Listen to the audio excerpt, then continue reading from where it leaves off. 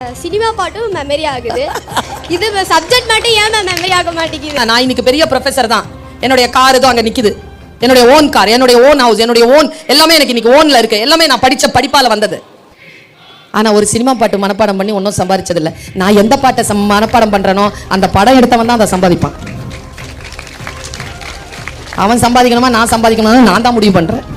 என்னுடைய மாச சம்பளம் யூஜிசி ஸ்கேல் 1,65,000 ரூபாய் மட்டும் கையில வரும் மாசத்துக்கு. 2 ஹவர் தான் class. 12 CL, 15 ML, 20 EL, private affairs, அப்புறமா செமஸ்டர் ஹாலிடேஸ்லாம் பார்த்தோம்னா ரொம்ப குறைஞ்ச நாள் தான் வேலை. எது சினிமா பாட்டு மனப்பாடம் பண்ணி கிடைச்ச வேலை இல்லை, பாட மனப்பாடம் பண்ணி கிடைச்ச வேலை. இப்போ நான் அனுபவிக்கிறேன். நீ இப்போ சில விஷயங்களுக்கு நோ சொல்லு, புரியுதா? நான் என் வாழ்க்கையில் இப்படித்தான் இருக்க வேண்டும் என்று நான் முடிவு செய்கின்ற பொழுது என் மனதை நான் நிறுத்துகிறேன்.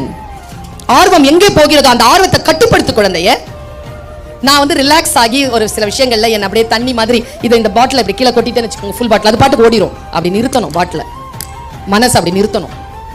படிக்கும்போது அப்படி நிறுத்தணும்.